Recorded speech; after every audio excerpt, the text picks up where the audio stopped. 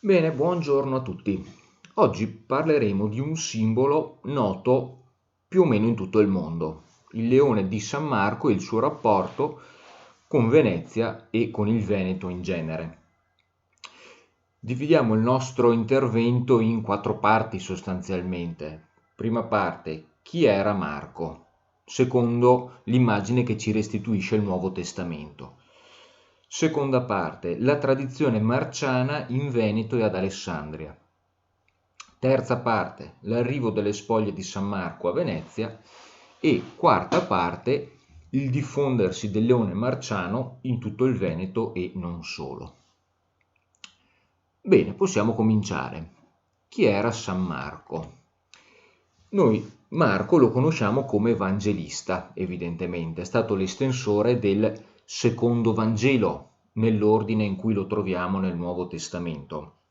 In realtà è stato l'estensore, cronologicamente parlando, del primo Vangelo, perché il Vangelo di Marco è quello che cronologicamente ha preceduto tutti gli altri.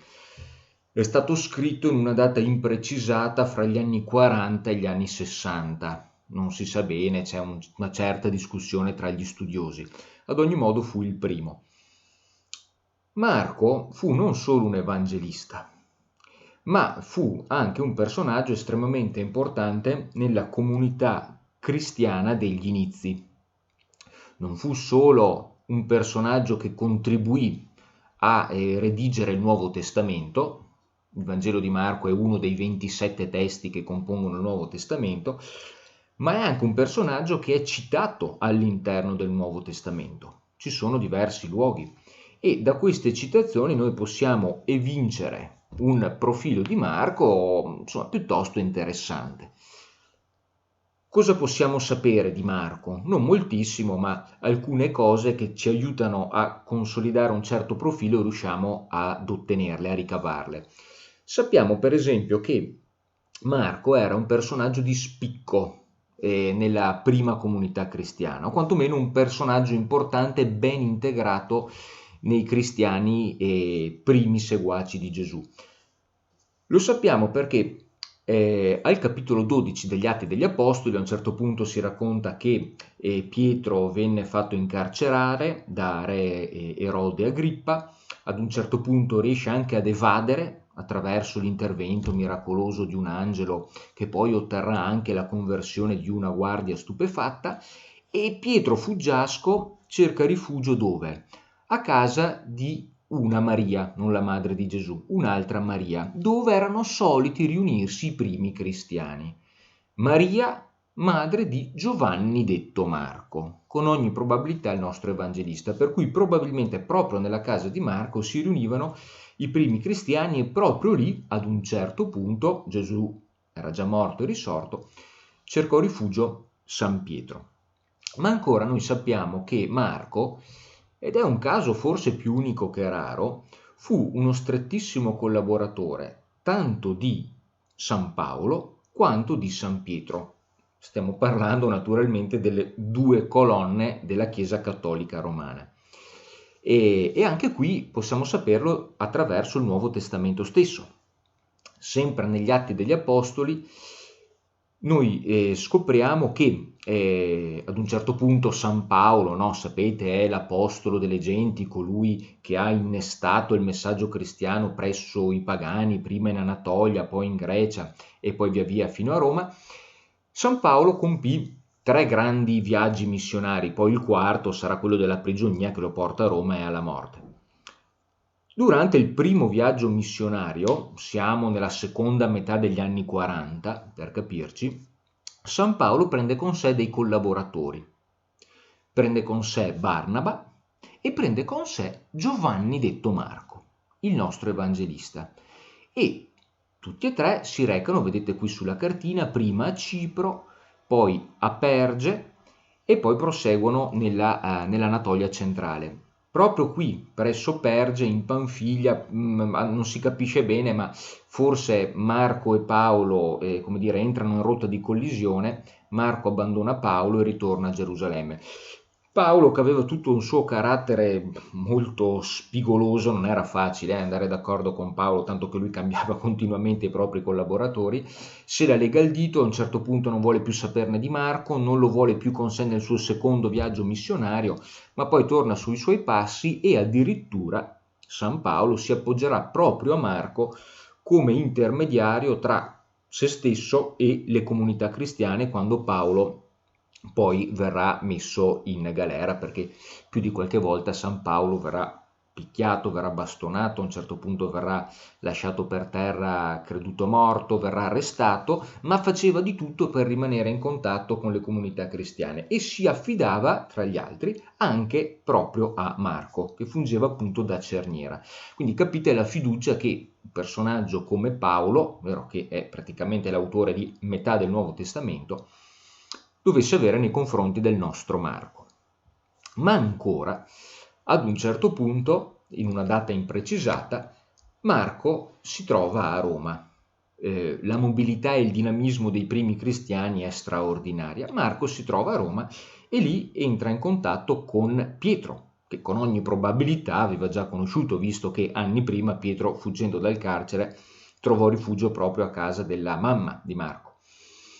E noi sappiamo che a Roma tra Pietro e Marco si sviluppò un rapporto molto particolare, tanto è vero che anche alcune fonti successive della metà del secondo secolo, per esempio Papia, vescovo di Gerapoli, ci dicono che Marco fu l'interprete di Pietro, cioè un personaggio così vicino a Pietro da assorbirne, per così dire, completamente il messaggio e rilanciarlo, irradiarlo a sua volta.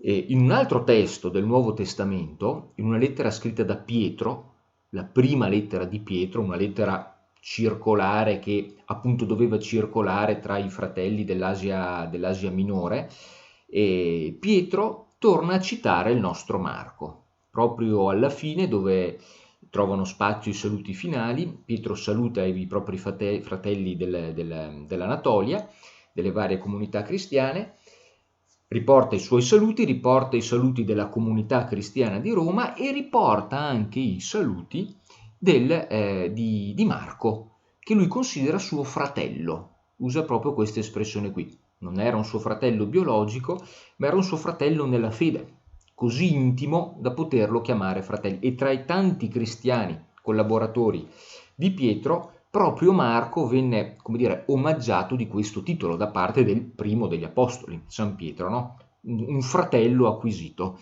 di Pietro. Non a caso Marco scrisse il proprio Vangelo proprio a Roma. E molti hanno constatato che dei 4 Vangeli il Vangelo di Marco è quello che maggiormente risente dell'influsso della figura di Pietro. Potremmo quasi dire, tra 1000 virgolette naturalmente, che il Vangelo secondo Marco è quasi un Vangelo secondo Pietro, nel senso che la figura di Pietro assume una grande rilevanza all'interno.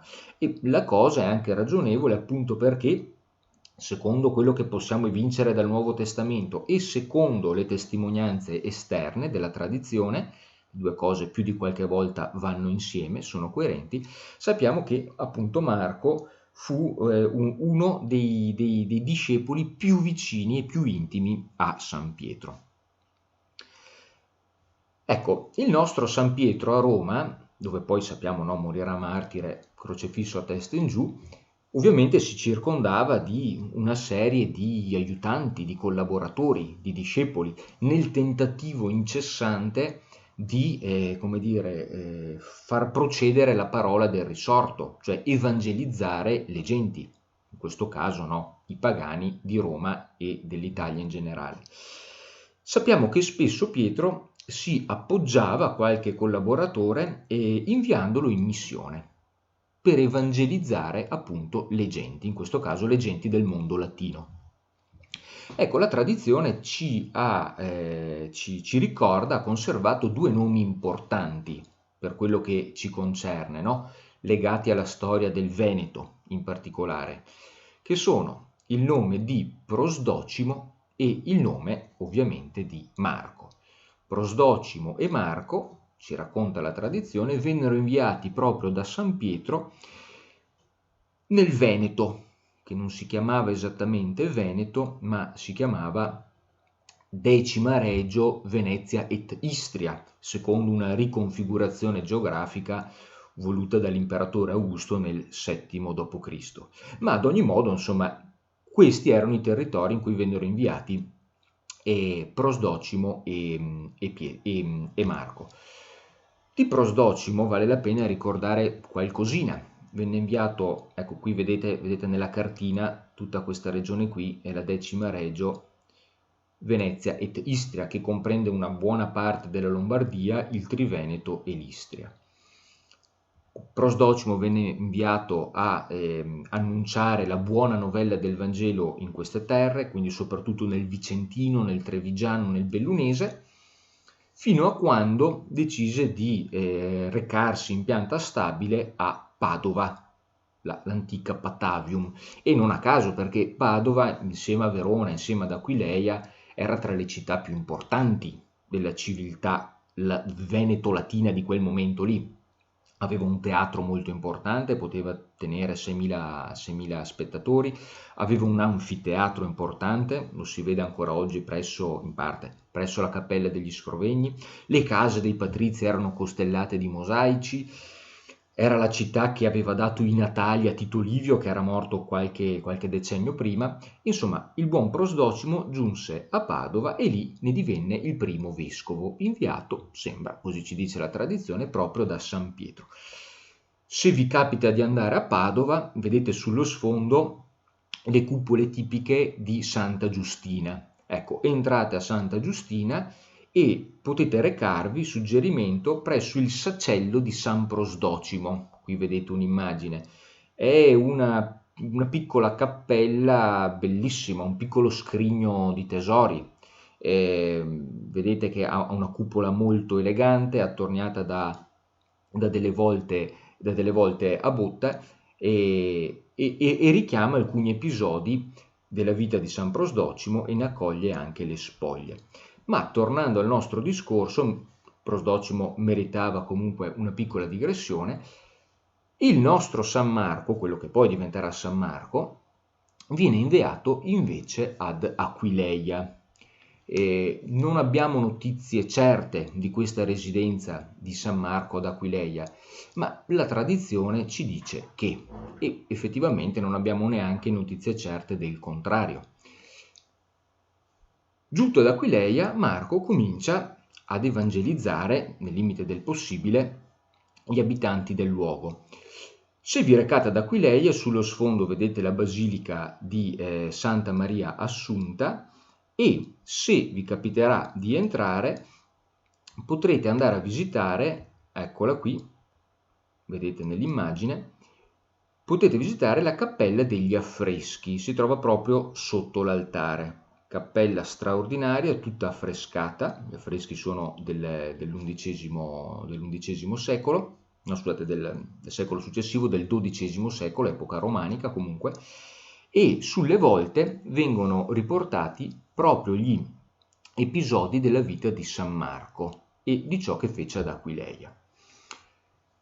Io qui non mi soffermo oltre, perché per raccontarvi quello che fece San Marco ad Aquileia e subito dopo, mi appoggio invece ad un'altra cappella straordinaria, per restare più in linea con i nostri propositi, a una cappella che si trova a Venezia, e più in particolare una cappella che fa parte della Basilica di San Marco. Parlo della Cappella Zen, lo vedete qui nella slide. Si trova qui sul lato sud-occidentale della basilica. Ecco, questa Cappella Zen originariamente era un vestibolo, cioè un luogo di transizione tra la piazzetta della basilica attraverso la famosa Porta da Mar. Poi ad un certo punto nel 1500 venne invece convertita in cappella per accogliere le spoglie del cardinale Zen. Ecco, all'interno di questa Cappella Zen molto interessante troviamo un ciclo di affreschi, scusate, un ciclo musivo, un ciclo di mosaici. articolato su due registri, cioè un lato sinistro e un lato destro, 6 più 6 scene della vita di San Marco. Ecco, molto bello leggere questi mosaici e ricostruire la vita di San Marco, almeno una parte della sua vita, attraverso ciò che è stato rappresentato qui nella Cappella Zen in questi mosaici che risalgono al 1270-1280 circa. Ecco, qui possiamo vedere, zoomiamo, partiamo proprio dall'inizio, possiamo vedere alcune scene, no? Vedete qui sulla sinistra, eccolo qui, abbiamo San Marco che scrive il Vangelo con una serie di astanti che lo osservano per poter ricevere la buona novella. E lo stesso San Marco che presenta il proprio Vangelo a chi? A San Pietro, perché abbiamo detto che come dire, sia dagli studi biblici sia dalla tradizione, San Marco è il portavoce di San Pietro, per cui il Vangelo di San Marco è molto solido da un punto di vista storico, perché è il Vangelo che, come dire, con maggior forza riflette l'esperienza, il vissuto di San Pietro, che Cristo l'aveva conosciuto naturalmente molto bene. E vedete nel mosaico cosa fa San Pietro? Osserva il Vangelo, no? Probabilmente, evidentemente lo legge, anche se qui non è rappresentato, e lo approva e lo conferma. Ancora, proseguiamo nella lettura del nostro mosaico, quando San Marco si reca ad Aquileia, eccolo qui, torniamo al nostro discorso di prima, no? Mandato da San Pietro, Prosdocimo va a Padova, Marco si reca ad Aquileia, Marco annuncia la buona novella e comincia a convertire i pagani e quindi, segno di conversione determinante, cruciale, a battezzarli. E qui vediamo proprio l'atto in cui San Marco sta battezzando un gentile, un pagano di nome Ermagora. Fatto molto importante perché? Perché San Marco in questo Ermagora dovette insomma in qualche modo vedere della stoffa, dei talenti, per cui decise di portarlo con sé a Roma per farlo consacrare vescovo niente po' di meno che da San Pietro. D'altronde solo gli apostoli potevano conferire il titolo episcopale ad altri fedeli, per cui era Pietro o un altro apostolo che poteva consacrare un fedele neobattezzato, poteva elevare un fedele neobattezzato al rango di vescovo. Ermagora evidentemente era d'accordo, era consenziente, e la storia come prosegue è che San Marco ed Ermagora si imbarcano ad Aquileia per recarsi fino a Roma, forse volevano approdare a Ravenna, forse chissà dove, ma in ogni caso a un certo punto fanno un naufragio e devono trovare una collocazione di fortuna proprio, lo vedete qui nella cartina, presso le isole Realtine, cioè le isole di Rialto, cioè quell'insieme di isole, isolotti che cominciavano a formare il primo nucleo di Venezia. Le isole, diciamo, sulle quali sorge oggigiorno Venezia, sono circa 120. Ecco, cosa succede? Che la nave di Marco ed Ermagora fa naufragio a Venezia, approda a Venezia, lì si ancorano e lì trascorrono la notte. E proprio qui vedete, proseguendo, no, con il ciclo musivo, vedete che abbiamo i due santi, futuri santi, Marco ed Ermagora, attraccati di notte a Venezia, e proprio in questo, nelle isole Realtine, insomma, e proprio durante questa notte il nostro San Marco fa un sogno e gli appare un angelo. Vedete qui che appare, no? Eccolo qui. Gli appare un angelo, il quale gli appare sotto forma di leone, no? Così narra la tradizione, il quale gli dice delle parole molto importanti, che sono queste qui che vedete nella slide. Pax tibi Marce evangelista meus, hic requiescet corpus tuum, cioè pace a te o Marco, mio evangelista, qui riposerà il tuo corpo. E poi l'angelo prosegue dicendo che appunto non solo quel luogo lì, e cioè Venezia sarà il luogo che custodirà le sue spoglie mortali, ma quello stesso luogo eleverà Marco, poi San Marco, a proprio santo protettore. Questo è un episodio di fondamentale importanza nella storia di Venezia, perché è proprio qui che comincia a legarsi il destino di Marco con il destino della città veneta. E infatti questo episodio è stato immortalato e raffigurato, penso, decine di volte. Okay? Qui vedete un'opera di Domenico Tintoretto, che è il figlio del più celebre Jacopo Tintoretto, no? Che a Venezia ha fatto la sua fortuna nel 1500. E vedete in quest'opera che cosa? Che c'è, vedete, eccolo qui l'angelo che squarcia la tenebra, vedete, no? Che gli irradia luce un po' ovunque, non è sotto forma di leone, ma è una reinterpretazione di Domenico Tintoretto, e San Marco qui in sogno che in qualche modo lo vede. E vicino a San Marco però, eccolo qui, immancabile il leone. Ermagora stava dormendo, sullo sfondo vedete che tra terra e acqua i primi pescatori, no? Cominciano a mettersi al lavoro e utilizzando gli strumenti, le case di paglia e quant'altro. Venezia era ancora in quel momento lì, nel IX secolo, una città che piano piano si stava formando, non era certamente la Venezia che conosciamo noi oggigiorno. Ma ancora, questa è la facciata occidentale, quindi principale, della Basilica di San Marco, evidentemente. Proprio lì al centro, vedete incastonato nella lunetta dell'arco centrale, c'è una piccola scultura. In pochi ci fanno caso, perché evidentemente ci sono dei tesori così appariscenti che difficilmente l'occhio va a cadere lì.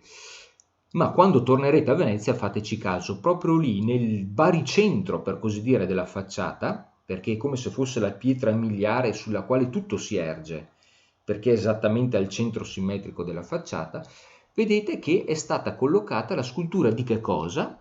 Del sogno di San Marco.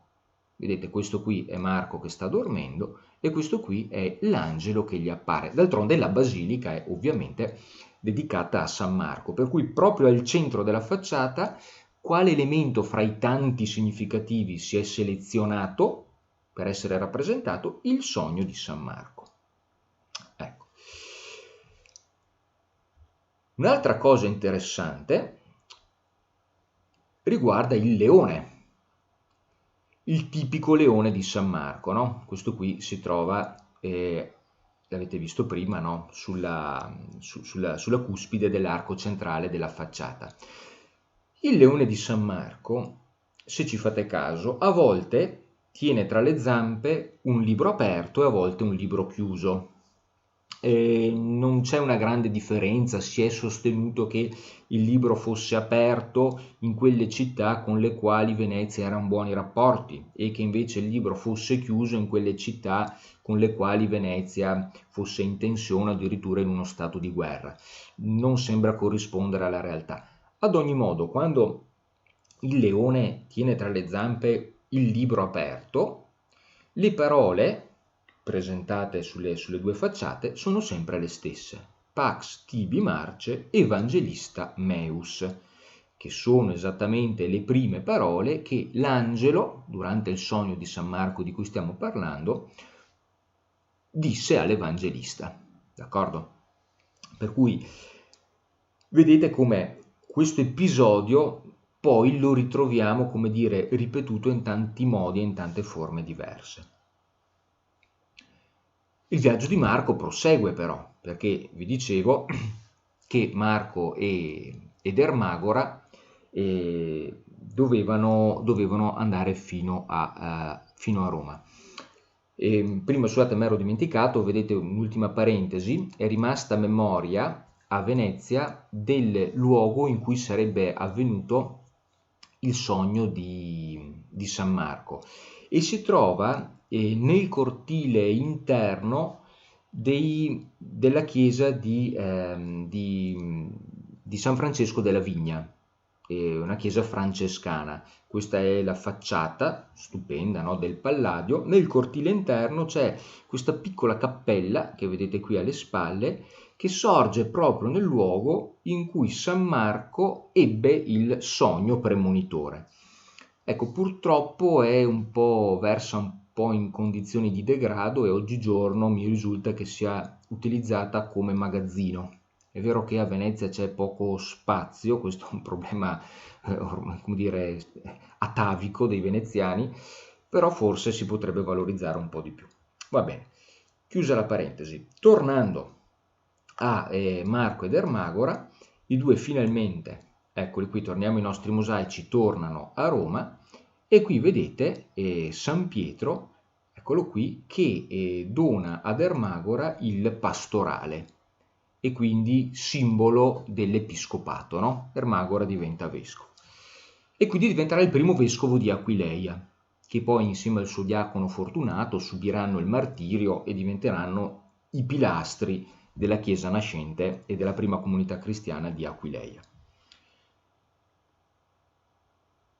Ancora Marco però, come dire, non aveva esaurito le sue energie e Pietro, sembra che sia stato lui, lo invia questa volta ad Alessandria d'Egitto.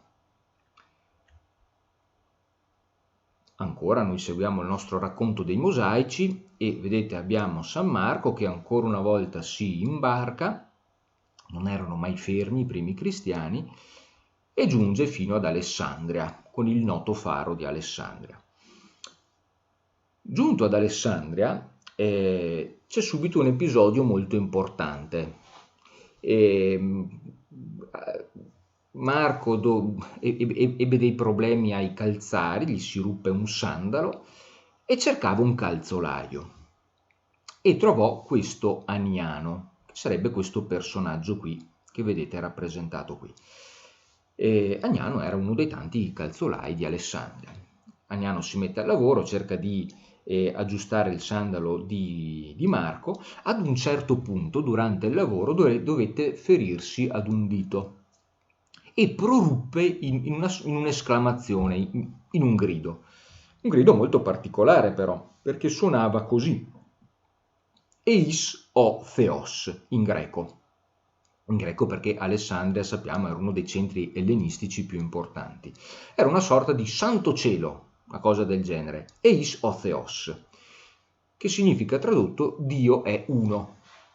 E in un ambiente pagano, ricordo che i romani evidentemente erano politeisti, in un ambiente pagano dovette, come dire, stuzzicare la curiosità di San Marco, che era giunto ad Alessandria proprio con lo scopo precipuo di evangelizzare gli alessandrini. E era forse ebreo, Aniano? Non lo sappiamo. Era forse un filosofo monoteista? Non sappiamo neanche questo. Fatto sta che San Marco colse al volo l'occasione, che in qualche modo la provvidenza gli aveva offerto davanti, guarisce miracolosamente il dito ferito di Aniano, e nel mosaico lo si vede esattamente qui, vedete? Questo è Aniano, in una mano tiene il calzare riparato di San Marco e con l'altra mano invece si lascia guarire. E si converte. Aniano è il primo convertito di San Marco ad Alessandria. E non sarà, come dire, un personaggio di poco conto, perché poi divenne un seguace così stretto e così convinto di San Marco da diventare il secondo patriarca di Alessandria. Il primo fu San Marco, il suo successore fu proprio questo Aniano. Ecco.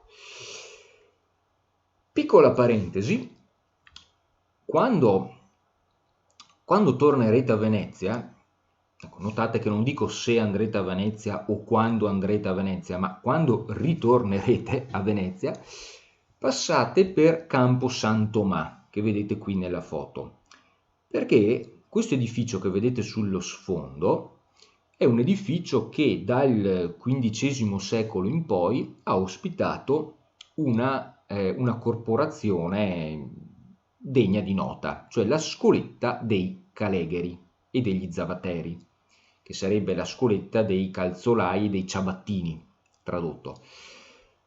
Cioè i quadri dirigenti della corporazione dei calzolai dei ciabattini si riunivano qui. Era un lavoro piuttosto umile, già considerato umile al tempo, perché non richiedeva molto studio, gli strumenti utilizzati erano estremamente rudimentali, bisognava fare molta pratica. Un lavoro che comunque era piuttosto diffuso, perché pensate che nel 1500 complessivamente i membri della corporazione tra maestri e adepti erano circa 1200, per cui una corporazione che aveva una sua consistenza numerica, considerata però abbastanza umile tutto sommato nel panorama delle scuole piccole e grandi veneziane del periodo. Ciò nonostante però, qui veniamo noi, i calzolai, i calegari, avevano un motivo di vanto che spesso le altre scuole non potevano esibire, ed era il santo patrono, perché se vedete qui nella facciata, ingrandiamo, ma quando andrete a Venezia potrete vedere con i vostri occhi, vedete che proprio qui sulla lunetta d'ingresso ci sono dei segni particolari. Innanzitutto sull'architrave, vedete, sono riportate delle figure di scarpe, ciabatte e sandali, perché proprio qui si riunivano, ripeto, i calegari. Ma ancor di più nella lunetta c'è un basso rilievo che risale, tra l'altro l'autore è Pietro Lombardo, siamo nella metà circa del 1400, quindi uno degli artisti più noti di quel momento. Che cosa raffigura? Raffigura ancora una volta l'episodio di cui stiamo parlando. Vedete, questo è Marco, questo è Aniano, e cosa sta facendo San Marco? Sta guarendo il dito ferito di Aniano. Sant'Aniano che diventa il patrono dei Calegari e degli Zavateri. E quindi un patrono di tutto rispetto, perché rispetto ad altri patroni di altre scuole fu uno dei più stretti collaboratori di San Marco, che era ovviamente il patrono ufficiale di Venezia.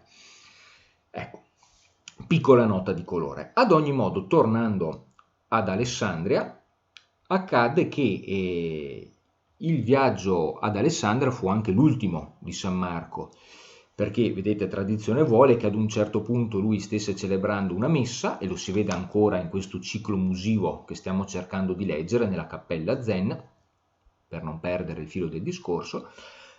A un certo punto stava celebrando questa messa e viene aggredito da dei pagani che lo malmenano,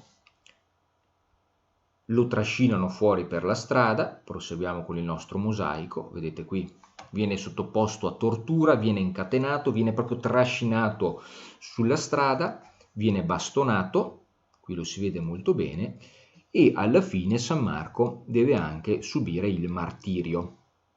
Non si sa se il corpo venne bruciato, non si sa se venne decapitato, ci sono varie versioni. La cosa sicura è che subì il martirio ad Alessandria. E proprio ad Alessandria, siamo alla fine del nostro ciclo musivo, e il corpo di San Marco venne adagiato in una bara e lì custodito.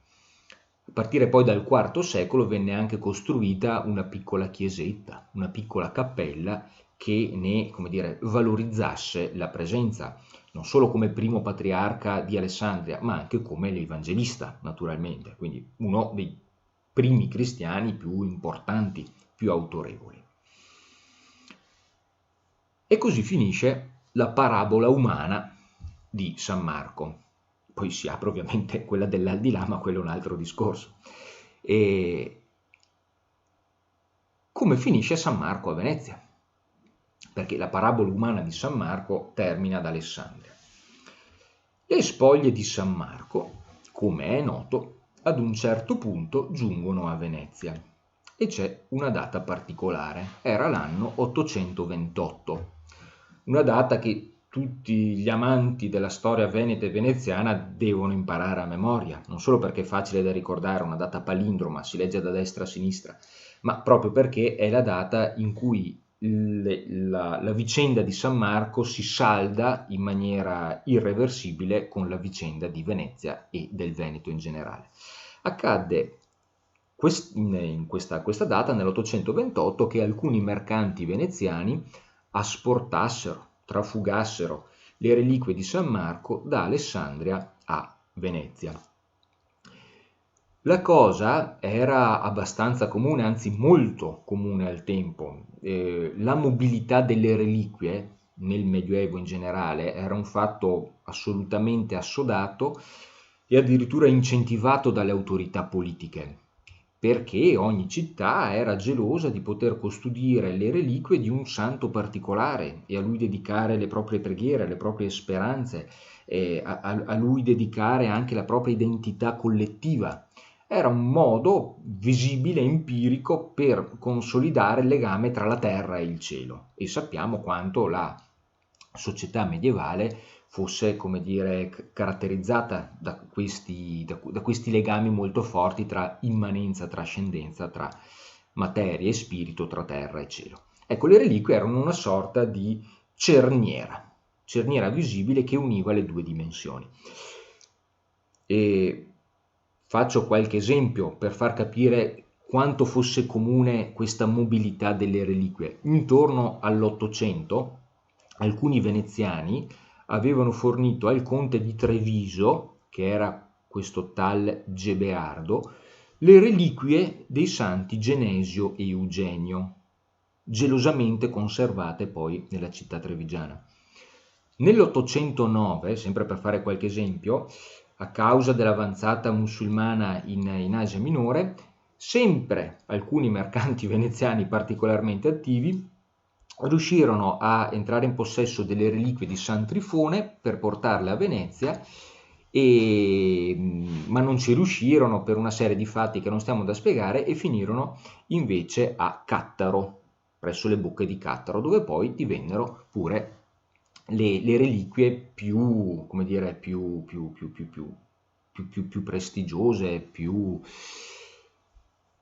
importanti del luogo, in sostanza. Ecco, poi per non parlare poi dell'epoca delle crociate, più o meno verso prima della prima crociata, siamo verso la fine dell'undicesimo secolo. Vi ricordate, alcuni mercanti prima di Bari e poi di Venezia asportano le reliquie di San Nicola di Bari, San Nicola di Mira, metà sono a Bari, metà sono a Venezia, da cui poi nascerà la figura di Babbo Natale, per cui in un certo senso è corretto dire, insomma, no, capite il discorso, che le reliquie di Babbo Natale sono in parte a Bari e in parte a Venezia, nella chiesa di San Nicolò sul Lido. Ecco, questo per dire che cosa? Che la mobilità delle reliquie era un fatto assodato. Cosa accadde allora nell'828? Anche qui vorrei raccontarvi questa storia leggendo dei mosaici, come abbiamo fatto prima per la parabola biografica di San Marco. I mosaici che ci interessano sono mosaici osservati e fotografati da milioni di turisti ogni anno. Sono proprio questi mosaici che si trovano nelle 4 lunette delle porte degli ingressi laterali della Basilica di San Marco, questi che vedete nella slide. Ecco, quando vi capiterà di tornare a Venezia, partite dal mosaico di destra, questo qui, vi spostate verso sinistra e potete leggere nei mosaici la storia della traslazio delle reliquie di San Marco da Alessandria a Venezia. Che cosa accadde allora? Raccontiamo questa storia. Era l'anno 828 e alcuni mercanti veneziani, la tradizione si ricorda anche i nomi, erano questo Buono da Malamocco e Rustico da Torcello, ad un certo punto si ritrovarono con le loro navi sul porto, attraccati al porto d'Alessandria. Ecco, erano marinai esperti, avevano anche combattuto con la flotta veneta, sembra nell'810, quando Pipino cercò di invadere le isole Realtine, ma venne respinto un po' dai veneziani, un po' dai bizantini. Poi comunque, insomma, dovettero mettersi in proprio, avere delle navi, ed esercitavano il mestiere della mercatura, come facevano moltissimi altri veneziani. Ecco, ad un certo punto nell'828 si ritrovarono approdati, diciamo così, ad Alessandria. Perché dico si ritrovarono? Non sappiamo esattamente se attraccarono ad Alessandria a causa di una tempesta che li obbligò a riparare là, o se vollero approdare di loro iniziativa, o forse addirittura anche supportati dal doge del momento, che era Giustiniano Partecipazio. Ecco, sicuramente quello non era il periodo migliore per attraccare al porto di Alessandria, perché era un momento in cui tra l'Europa cristiana, e quindi le sponde settentrionali del Mediterraneo, e i Saraceni, e quindi i musulmani e i pirati musulmani che provenivano dalla sponda meridionale del Mediterraneo, c'era una grandissima tensione. Infatti, vedete, ve l'ho messo qui nella cartina, nell'826 i Saraceni avevano strappato a Bisanzio l'isola di Creta. In quello stesso anno i Saraceni cominciavano a colpire e a creare le prime teste di ponte nelle Puglie, sempre appartenenti ai bizantini. E l'anno successivo, nell'827, lo vedete qui nella cartina, i Saraceni cominciavano a prendere possesso della Sicilia. Ci metteranno poi diversi decenni, ma riusciranno poi all'inizio del Novecento a prenderne pieno possesso, fino a quando poi arriveranno i Normanni, eccetera, eccetera. Cosa voglio dire? Che dall'826 in poi si apre il grande capitolo delle cosiddette seconde invasioni barbariche e i Saraceni nel Mediterraneo giocano un ruolo molto importante, soprattutto a scapito dei bizantini. Per cui in quegli anni lì l'imperatore bizantino, che era Leone V l'Armeno, lo si ricorda anche così, pone il divieto a tutti i territori sottoposti alla sua autorità di commerciare con i Saraceni, soprattutto di commerciare legno e armi, perché i Saraceni potevano utilizzare il legno e le armi ottenuti dai cristiani per armare delle flotte e colpire gli interessi di Bisanzio, sottraendone anche terre, isole e quant'altro.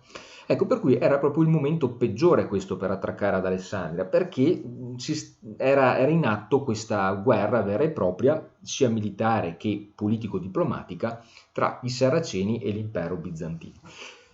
Ad ogni modo, buono da Malamocco e rustico da Torcello, questi erano i due mercanti protagonisti della nostra storia, giunti ad Alessandria, si resero in un modo o nell'altro, volontariamente o meno, si resero conto che la piccola cappella o la piccola chiesetta che custodiva le reliquie di San Marco era in serio pericolo.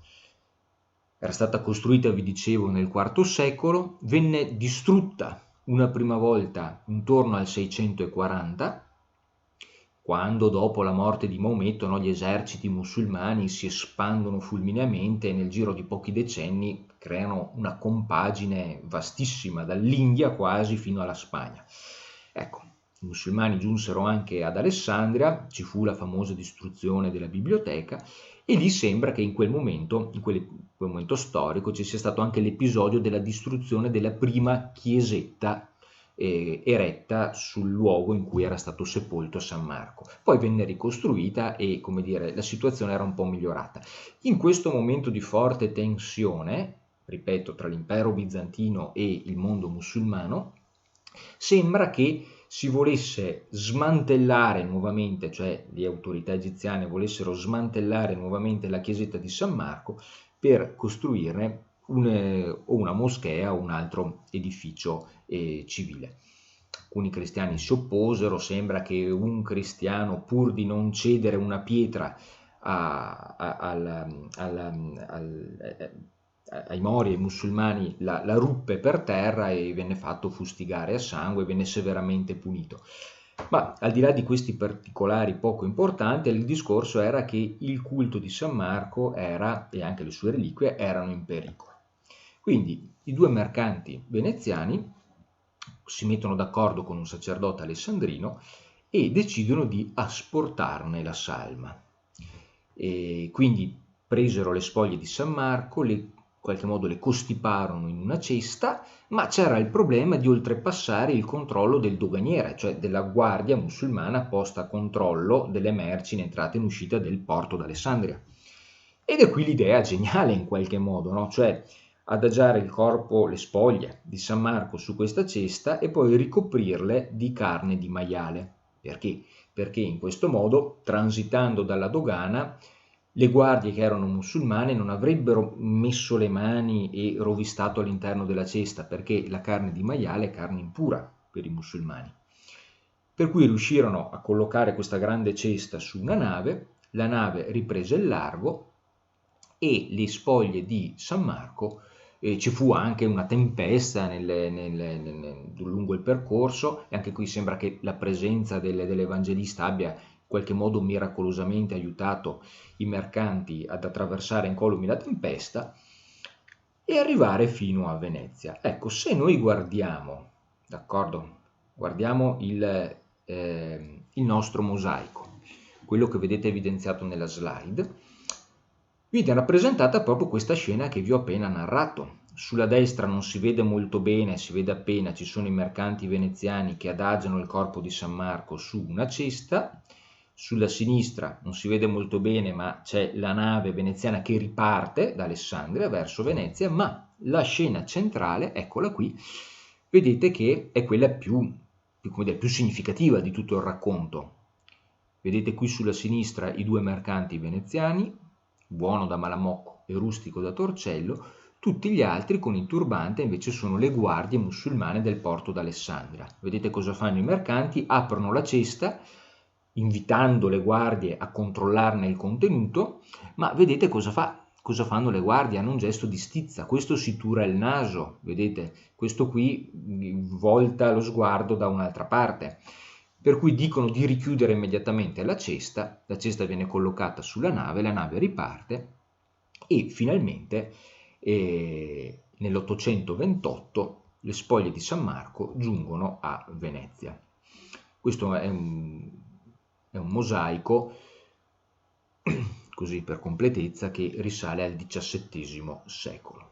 Nel secondo mosaico, che pure risale al XVII secolo,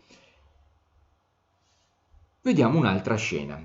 Qui vedete la nave dei mercanti, qui vedete la vela, e il corpo di San Marco giunge a Venezia e viene immediatamente accolto dal doge e dalle autorità religiose. In questo mosaico si vedono soprattutto le autorità religiose. Vedete qui, no? La mitra del vescovo. Probabilmente ad accogliere le spoglie di San Marco c'erano tanto il vescovo di Olivolo, e quindi l'attuale castello, quanto il patriarca di Grado.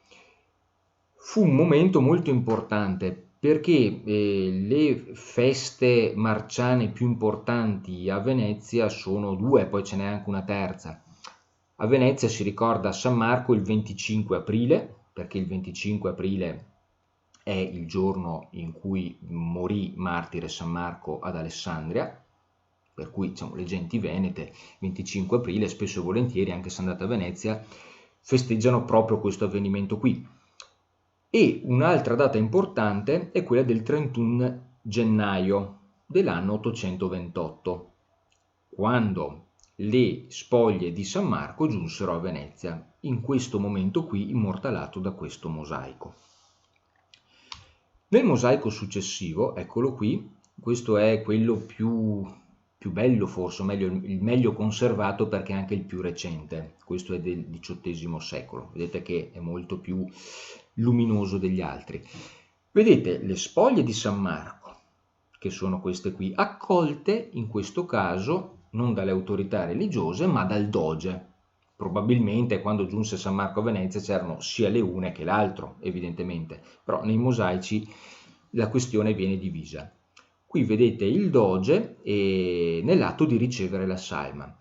Notate la dovizia di particolari, no? Il doge è raffigurato come deve essere raffigurato un doge. Corno ducale, che è il tipico copricapo del doge, in mano, e poi abbiamo il mantello, vedete questo qui bianco, era il mantello di Ermellino, spesso e volentieri di Ermellino. Abbiamo il manto, questo qui dorato, che in genere poteva essere fatto di vari tessuti, ma in alcuni casi poteva anche essere ricoperto di sottile lamine d'oro. E poi abbiamo il camauro, che è questo berrettino, questo copricapo bianco che in genere era posto fra il capo del doge e il corno ducale. Nel quarto e ultimo mosaico, questo è quello più antico, risale al XIII secolo, possiamo osservare, è il mosaico che si trova sopra la porta di Santa Lipio, cosiddetta. Possiamo osservare che cosa? Che abbiamo il corpo di San Marco, che è questo qui, che viene introdotto all'interno della basilica, che è questa qui. Vedete chi lo introduce, abbiamo due persone con il pastorale, quindi ancora una volta sono il patriarca di Grado e il vescovo di Olivolo, e abbiamo sulla destra, eccolo qui anche se non si vede benissimo, il doge, che tiene in mano una pergamena, probabilmente la promissione dogale, cioè il giuramento che pronunciava il doge all'atto di prendere possesso della carica ducale, nel quale si impegnava a rispettare tutta una serie di limiti da porre al proprio esercizio del potere. Ecco, la cosa interessante di questo mosaico è che vedete, San Marco viene introdotto all'interno della basilica. Ovviamente, quando nell'828 le spoglie di San Marco giunsero a Venezia, non c'era ancora la basilica di San Marco. Perché? Perché la basilica viene costruita successivamente per accogliere e dare valore a quelle reliquie. Il doge, che al tempo, ripeto, era Giustiniano Partecipazio, decide di come dire, tumulare le spoglie di San Marco presso Palazzo Ducale, non presso la chiesa di San Pietro in Castello, dove risiedeva il vescovo di Olivolo, ma presso il Palazzo Ducale. E infatti proprio presso Palazzo Ducale nascerà la prima basilica di San Marco, che poi verrà distrutta, che poi verrà ricostruita. Quella che vediamo attualmente è la cosiddetta San Marco III, perché prima ci furono altre due versioni che però vennero distrutte o ampliate nel corso della storia. Attualmente è San Marco III. E infatti questo mosaico risale al 1200 e questa basilica che vedete rappresentata nel mosaico rappresenta l'attuale basilica. Vedete che è molto simile a quella che conosciamo noi, è la San Marco III, che poi subirà delle successive evoluzioni. Vedete per esempio le cupole, no? Cambieranno, ma nella struttura di base è quella che vediamo noi oggigiorno e che certamente non era quella dell'828, perché nell'828, ripeto ancora, la basilica non esisteva, verrà costruita pochi anni dopo per dare visibilità, onore e prestigio alla presenza di San Marco in città e comunque con fattezze molto diverse rispetto all'attuale basilica di San Marco. Per cui in questo come dire, mosaico del XIII secolo abbiamo come capita spesso, abbiamo una sovrapposizione di piani storici, l'arrivo di San Marco e già la San Marco III, la basilica terza di San Marco, già bella e pronta.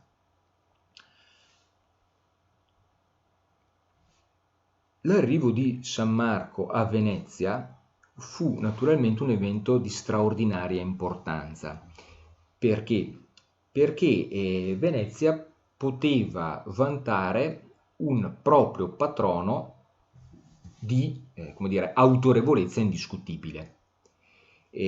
San Marco l'Evangelista, San Marco colui che creò il patriarcato di Aquileia, ora riposava proprio nelle isole Realtine. Lo stesso San Marco che aveva introdotto il cristianesimo ad Aquileia, che era la capitale della regione romana, no? La Decima, Reggio, Venezia e Istria, quello stesso San Marco ora si trovava a Venezia e quindi conferiva a Venezia un'autorevolezza religiosa e politica di prim'ordine. E, come dire, l'identità veneziana subisce un'evoluzione e si stringe a questa nuova figura, si salda a questa nuova figura. Non a caso, qualche secolo dopo, vengono innalzate nella cosiddetta piazzetta le due famose colonne. Sono la colonna di San Todaro, questa qui a destra, e la colonna di San Marco, questa qui a sinistra. Noi non sappiamo esattamente né la provenienza delle colonne né la datazione esatta Sappiamo però che quelle colonne provengono dall'Oriente, forse da Costantinopoli, e sappiamo che vennero erette nella piazzetta tra la fine del XII secolo e la metà del secolo successivo. Qualcuno dice che vennero erette sotto il dogado di Sebastiano Ziani, 1170 circa. Qualcuno dice con la presa di Costantinopoli, 1204. Qualcuno dice con la fine dell'impero latino d'Oriente, 1261. Non si sa esattamente e nemmeno ci importa più di tanto, perché la cosa più interessante è il significato politico, culturale e religioso di quelle colonne. Perché? Perché queste due colonne rappresentano i due grandi patroni della città di Venezia. Sant'Odaro, ripeto, sulla destra e San Marco sulla sinistra. Eccoli qui, possiamo vederli meglio, ok? Sant'Odaro era il primo patrono veneziano di importazione bizantina, perché sappiamo che per secoli Venezia è stato un ducato bizantino. Probabilmente la figura di Sant'Odaro giunse a Venezia addirittura nel VI secolo, quando erano in atto la cosiddetta guerra gotico-bizantina. Ma con l'arrivo di San Marco, con l'arrivo delle spoglie di San Marco, Venezia non rinunciò al culto e all'onore di Sant'Odaro, ma elesse come proprio patrono principale quello di proprio San Marco stesso. A dire che cosa? A testimoniare un affrancamento dall'influenza bizantina. Nell'828, quando giungono le spoglie di San Marco, ancora Venezia era legata a doppio filo con Bisanzio, ma piano piano stava cominciando ad affrancarsene, fino a quando poi, insomma, nei secoli successivi otterrà la totale autonomia e indipendenza. Ecco, queste colonne stanno a dimostrare proprio questo. Vedete che la colonna di Sant'Odaro è più distante della colonna di San Marco rispetto al Palazzo Ducale. Il Palazzo Ducale è il cuore politico di Venezia e la colonna più vicina è quella di San Marco, quella di Sant'Odaro un pochino più distante, a indicare il passaggio progressivo, no? Da un patrono, Sant'Odaro, a un altro patrono, San Marco, e quindi, politicamente parlando, il passaggio verso una sempre maggiore autonomia della città lagunare. Tanto che poi, come ben sappiamo, i veneziani, come dire, il simbolo precipuo di Venezia è proprio il leone di San Marco. Ecco, queste due colonne, potete vederle qui, no? In primo piano, sono colonne che hanno, come dire, un loro valore storico. Questa colonna di Sant'Odaro non è l'originale la trovate all'interno del cortile di Palazzo Ducale, quando entrate in fondo sulla destra. Questa è una copia molto fedele ed è il risultato, almeno l'originale, dell'assemblaggio di diversi pezzi che risalgono al XIV secolo. Mentre questo leone di San Marco in origine era forse una chimera di bronzo proveniente dall'Anatolia, dalla Cina, non si sa, però molto antica, forse addirittura del 300 a.C. Ecco, anche qui nel corso del 200 vennero aggiunte le ali, venne aggiunta la coda, venne aggiunto il libro e la chimera divenne il leone di San Marco. Ora, attenzione, siccome i veneziani saldarono il proprio nome e la propria immagine strettamente a quella del leone di San Marco, spesso e volentieri, per non dire sempre, a dire il vero, quando i veneziani prendevano possesso di qualche territorio, fosse un'isola, fosse una città dell'entroterra, fosse qualsiasi cosa, cominciavano anche ad esportare il proprio simbolo, il leone di San Marco. Tanto è vero che ovunque le città che hanno, come dire, potuto godere di una presenza prolungata di Venezia ancora oggi mostrano i simboli marciani e il leone di San Marco. Insomma, i veneziani erano chiamati spesso e volentieri i piantaleoni, perché dove arrivavano i veneziani piantavano leoni. I leoni sorgevano come funghi, per così dire. Motivo per cui, forse, sembra, non è certa, la famosa maschera veneziana del 1500 venne chiamata proprio pantalone, lo vedete lì nella slide. Pantalone a ricordare che cosa? I veneziani piantaleoni, da piantaleoni a pantalone, maschera veneziana, sappiamo per eccellenza, rappresenta un po' il tipico mercante vecchio, avaro, lussurioso, e da cui, ecco, che sembrerebbe derivare da questa diceria, no? I veneziani come piantaleoni. Il leone di San Marco, come sappiamo, si saldò così tanto alla città lagunare da seguire l'espansione politica di Venezia stessa. Infatti lo troviamo un po' ovunque. Lo troviamo, vedete, facciamo una rapida carrellata, lo troviamo a Rovigo, piazza Vittorio Emanuele II, sullo sfondo la tipica torre dell'orologio, la colonna marciana qui al centro. Lo troviamo ancora a Verona. Qui siamo nella Piazza dei Signori, questo è il Palazzo di Cangrande, cosiddetto, la loggia di Fra Giocondo e il portale rinascimentale di Michele San Micheli, sul quale s'appoggia, eccolo qui, il leone marciano. Ma ancora lo troviamo a Vicenza.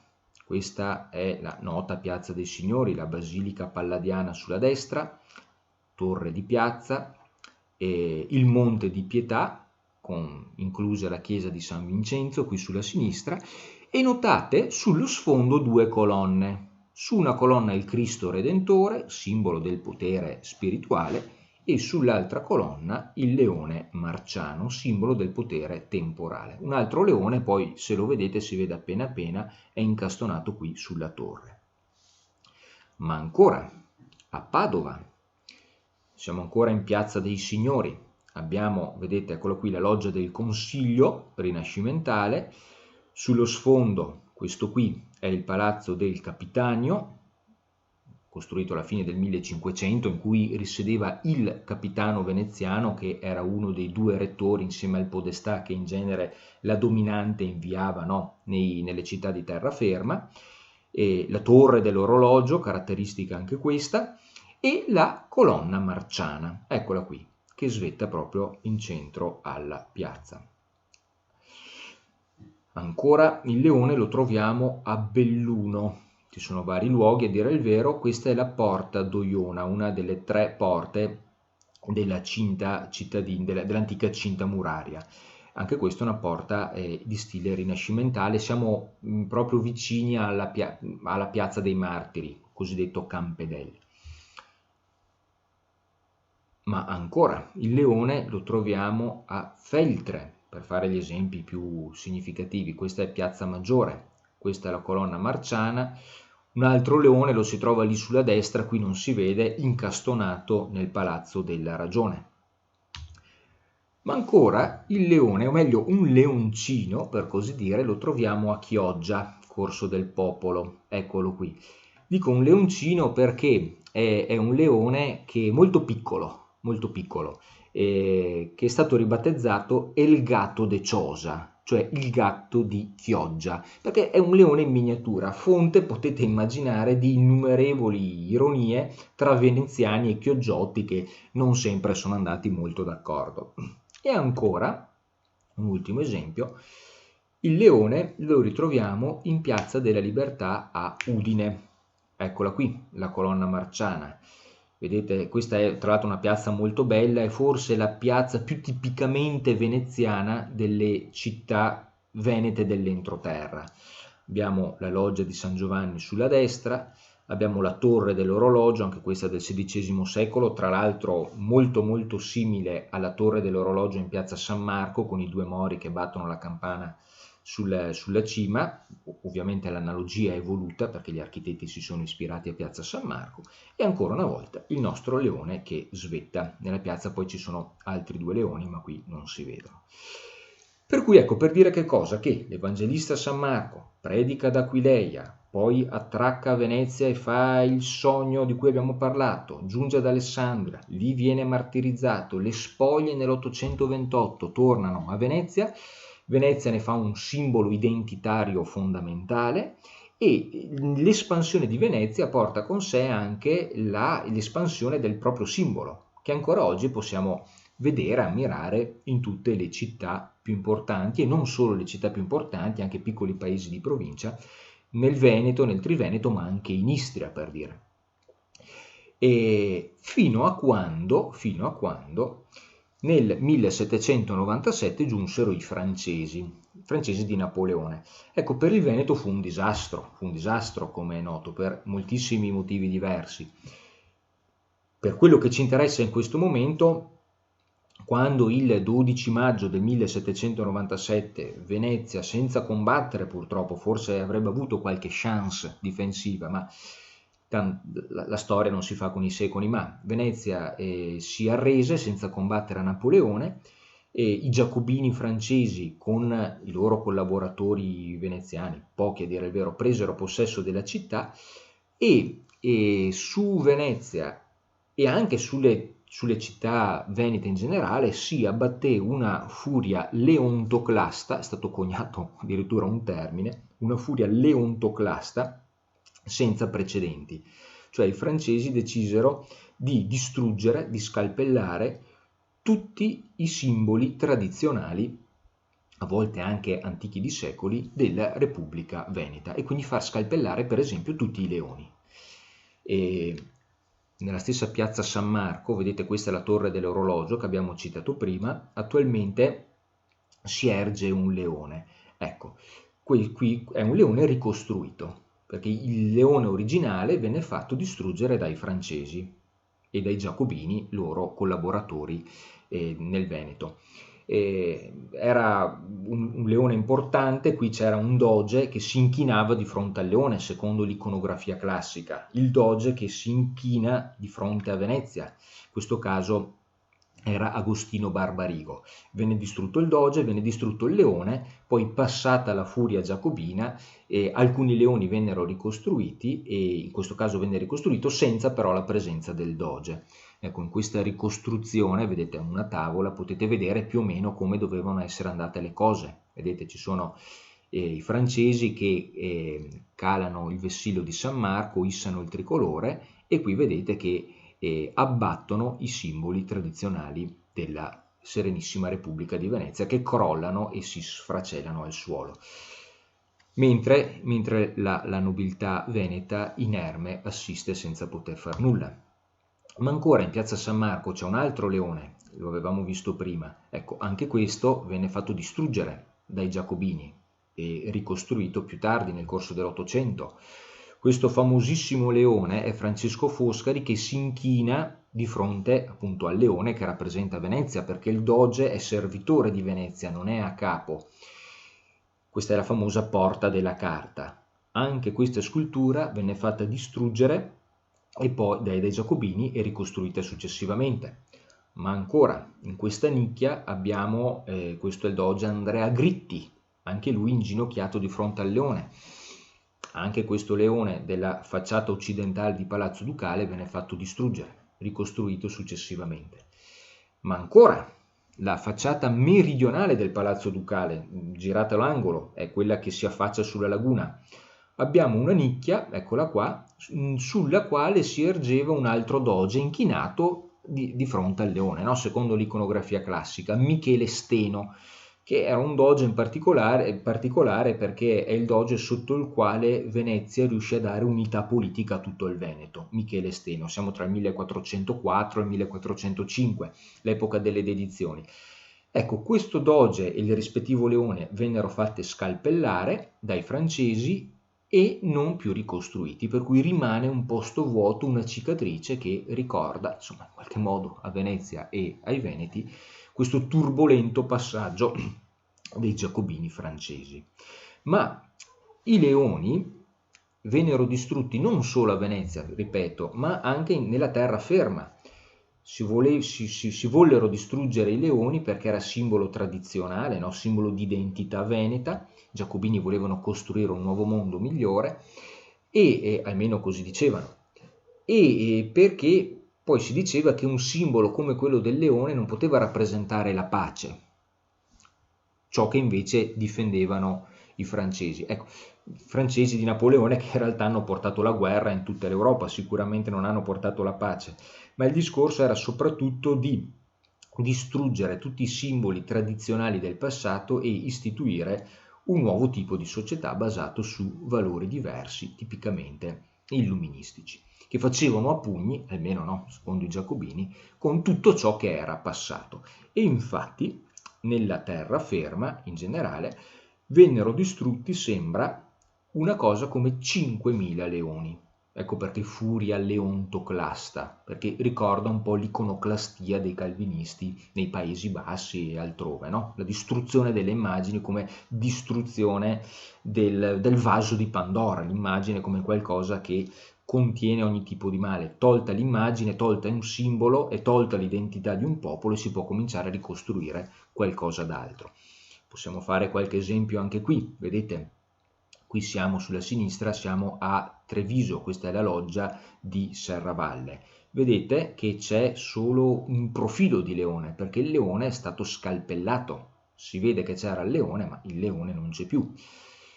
Qui siamo a Burano. Beh, Burano, a dire il vero, è un'isola veneziana, non è nell'entroterra, ma anche tutte le isole veneziane ovviamente subirono la stessa sorte. Burano è la famosa isola con le case colorate, ecco, per capirci. Anche qui vedete che c'è solo un'ombra del leone, non c'è più il leone, scalpellato dai francesi. Qui siamo a Portogruaro, questa è Porta San Giovanni, una delle porte cittadine. Anche qui il leone che sorgeva sulla porta, molto spesso i leoni sorgevano sulla porta, abbiamo citato prima il caso di Belluno, no? Di Porta Doiona. Anche qui il leone viene completamente abraso. Qui bisogna sapere che c'era un leone perché si fa fatica a leggerlo oggigiorno. Ma ancora qualche altro esempio. Porta Santa Lucia a Vicenza, vedete un altro leone incastonato nella porta e un altro leone appiattito fondamentalmente, scalpellato. Qui siamo a Verona, Palazzo della Ragione, in Piazza dei Signori che avevamo citato prima. Anche qui si può vedere solo la sagoma del leone. Il leone non c'è più, distrutto dai giacobini. Ma ancora possiamo citare il caso di Belluno. Qui siamo proprio in centro storico, la cosiddetta loggia dei Ghibellini. Anche qui vedete una volta c'era un leone, ma oggigiorno non c'è più. Ecco, il leone insomma era un simbolo così forte, così saldamente legato alla storia gloriosa di Venezia e alla sua tradizione, che i giacobini francesi non potevano lasciare incolume al loro posto. E quasi sempre dove giunsero i giacobini francesi il leone venne anche fatto sparire in ogni modo. C'è da dire però che quel periodo poi burrascoso è passato, molti leoni, almeno quelli più importanti, vennero ricostruiti, ma non tutti, alcune cicatrici rimangono, come per esempio quelle che possiamo vedere in queste slide che vi ho mostrato, e tuttavia i leoni più belli, più rappresentativi, poi tanta era, come dire, l'affetto delle genti venete nei confronti di quel simbolo, vennero ricostruiti, a volte sotto il dominio austriaco, a volte anche un po' dopo. E infatti, e qui concludiamo davvero, vedete, a titolo meramente esemplificativo, no, la meravigliosa piazza Erbe di Verona. Qui sullo sfondo vedete Palazzo Maffei e qui che si staglia in primo piano c'è la colonna marciana con il leone di San Marco, distrutto dai giacobini francesi e ricostruito alla loro dipartita. Il leone di San Marco che vedete zoomato qui sullo sfondo, eccolo qui, vedete con il libro aperto e con la classica scritta Pax tibi Marce Evangelista Meus. Ma un'altra cosa significativa sono le bandiere. Il leone rimane non solo nelle piazze venete, non solo nei paesi veneti, ma rimane anche nella bandiera del Veneto. E una delle bandiere più belle che la storia della Serenissima Repubblica di Venezia ha prodotto è la famosa bandiera contarina, che risale di Domenico Contarini II, risale al XVII secolo, che vedete sventolare proprio qui, in piazza Erbe a Verona. Possiamo zoomarla, eccola qui, e ricostruita si presenta così. È una bandiera stupenda, bellissima, estremamente ricca di simboli, di significati, tutti da decifrare, da spiegare, che presenta ancora una volta il nostro leone alato. Vedete con le zampe sia sul mare, a ricordare lo stato da mar veneziano, e con le altre zampe sulla terra, a ricordare lo stato da terra, e con il nostro libro aperto che ricorda le vicissitudini e la parabola biografica, spirituale e culturale e anche politica del nostro San Marco. Ecco, qui non possiamo soffermarci sulla bandiera contarina. Per chi fosse interessato troverà un altro mio video proprio dedicato a questo capitolo qui, la lettura della bandiera contarina. In ogni caso rimane il fatto che il leone di San Marco, per quanto sia stato osteggiato nei secoli passati, ancora oggi rimane il simbolo indiscutibile di Venezia e del Veneto. Vi ringrazio per la vostra attenzione, alla prossima.